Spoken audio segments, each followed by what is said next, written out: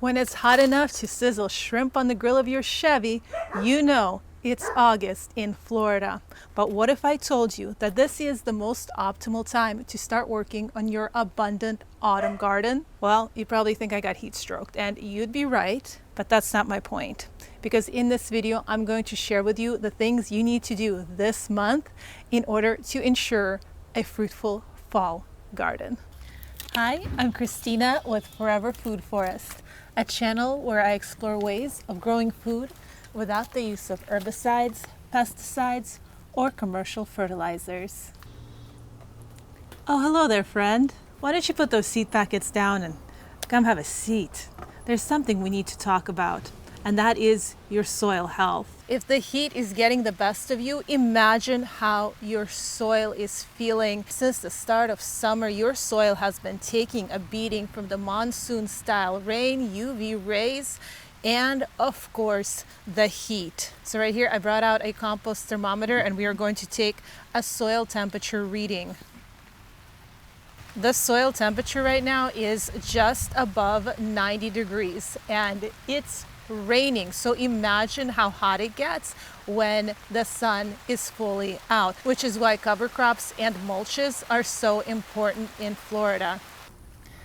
When it comes to removing excess summer overgrowth, one of the most gentle ways is to go in and manually clip and remove everything. So right here we have some Seminole pumpkin vines that have taken over pretty much all of our garden, and it's actually a good thing because these big broad leaves act as a living mulch, shielding the soil. But they've grown so much that they've also shaded out our watermelon vines. Here's one right here. So if you are dealing with a similar situation, you don't necessarily want to just go in and rip everything out. I actually clip at the root base. I leave the roots in the ground. The roots already built a mycorrhizal network. Mycorrhizae are beneficial microbes in the soil. They communicate with each other and they also act as a nutrient distribution network. Okay, normally you would leave the roots in there, but we made a gruesome discovery and now this whole garden bed is getting the great reset. If you find that your plants look wilted no matter how much you water them, the culprit could be the root knot nematode. The root knot nematode is a microscopic parasite that lives in the soil and feeds on the roots of plants. One way to determine if they are in your soil is to pull up the plant in question and inspect the roots. The telltale sign of the root knot nematode are these galls. They can be big and small, they can be clustered, they can be spaced out, but either way, if you see this, it means you got root knot nematodes in your soil. Now there are a couple ways you can avoid them, and that is by planting resistant varieties, and number two is adding lots and lots of organic matter, although as I'm finding out, that is not a reliable method. And so in the most extreme cases, you want to give your soil the great reset using solarization. Now you might be wondering, I was growing things in spring and I did not have this problem. It wasn't until the heat of summer, and you are correct, because nematodes come out in the hot summer months. So if you want to start a fall garden right away, you're going to need to treat the nematode problem before you do anything else. When this garden bed was started earlier this spring, it was filled with tons of organic matter, kitchen scraps, leaves, and other things. And as you can see at this point, everything has composted down. Really unfortunate. This is some nasty stuff. Realities of gardening in Florida. It also looks like there are mealy bugs here.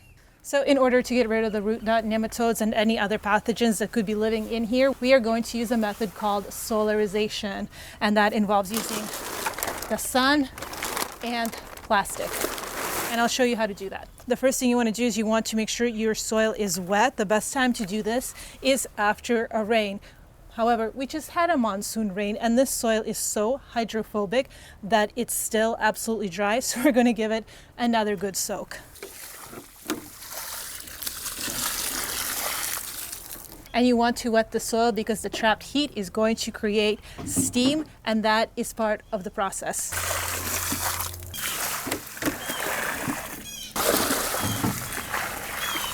And the worms, they work their way down. They can get away from the heat, so we're not going to cook them. And now that the soil is plenty wet, we are going to cover it in plastic. And this is contractor's plastic. You can use either black or clear. The best one is the one that you have readily available. And when you're done with the solarization, instead of tossing the plastic, reuse it in the winter time to make greenhouses.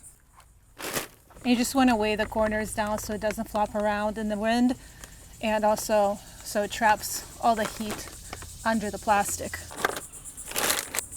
And now we're going to let it cook and check back on it in about 6 weeks. And by that time, it's going to be mid-September, and this is going to be prime for planting. This method should only be used as a last resort. After you remove the plastic, the soil underneath is going to be sterilized, which means that bad bacteria as well as beneficial ones are going to be completely wiped out. And if you watched my channel long enough, you know that beneficial microbes are the key to healthy plants. So you're going to have to selectively add them in with these 3 soil amendments: labs or lactic acid bacteria, FBJ, which is fermented plant juice, and microbe-rich compost. I personally like to do all 3, and I start making my amendments now because I also love using labs in my seedling starting mixes. I will link the videos on how to make them down below. Another problem that you might run into after a summer of neglecting your garden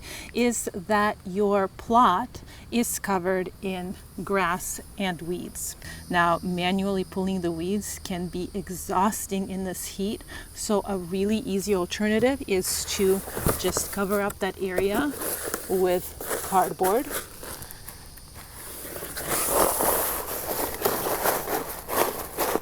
And of course, you want to weigh the cardboard down. Now, some people will put potting soil or garden soil on top of the cardboard and plant their seeds right on top. I don't really like doing that. What I like to do is just leave the cardboard for a month or 2, let the rain wet it down, and it's going to smother all the weeds underneath. After that month, you're just ready to dig and plant right in there.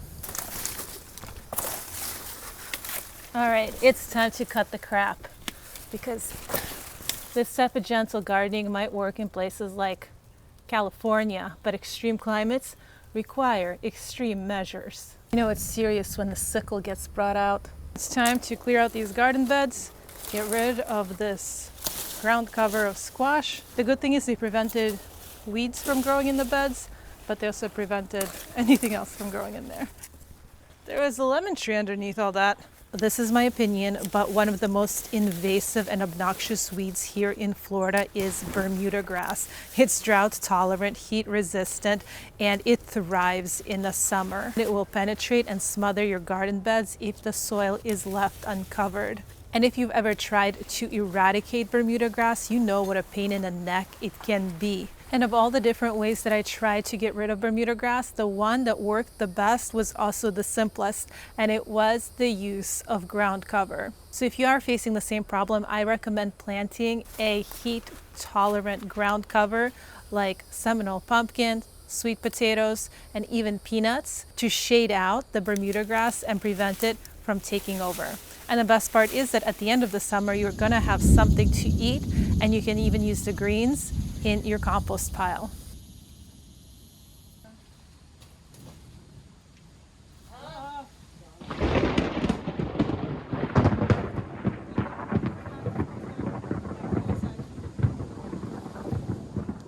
And now it's time for the funnest part of gardening, and that is starting seeds. So let me show you some of the seeds that we have already started here at Forever Food Forest.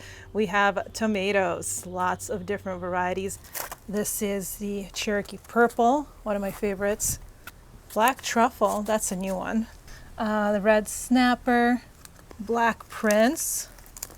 That one's exciting. This is a Cherokee Carbon hybrid. Cherokee Carbon hybrid. This is the Jubilee tomato. And back here we have, this is the Mortgage Lifter. This is watermelons, Dixie Dream. They were started in July. All right, so this first one I'm starting is parsley. Parsley seeds can take up to 3 weeks to germinate. And they also need to be soaked overnight. Okay, next up is Italian bunching onion. These are more like a scallion. You eat them for the greens. The bulbs, no, they don't really develop big bulbs. All right, here we have Mexican mint, one of my favorites, also known as Spanish tarragon. Great licoricey taste, similar to tarragon, but it's heat tolerant. All right, next we have beans. Beans are perfect for starting right now. And I'm actually going to inoculate these with some beneficial microbes to help them fix nitrogen into the soil. All right, this next one is for the pollinators and for me. We have dahlias. We'll start with 3. We'll see how they do in this heat. So it takes about 3 weeks for the dahlia seeds to germinate. So same thing, by the time they germinate, it's going to be the end of August.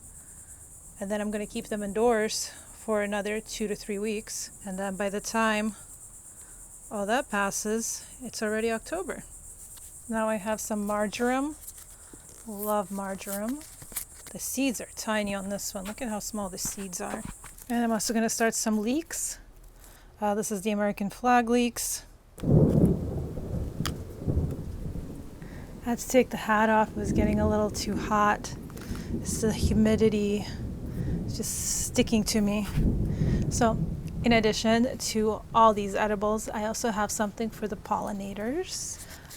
This is a new one for me. It's Black-Eyed Susan's Cherry Brandy. So the Black-Eyed Susans usually have the yellow petals. These have dark red. This one I'm really excited about. It's Cosmos, but it's apricot. Flowers are supposed to be this really pretty peachy. And I also am starting swamp milkweed and common milkweed for the pollinators.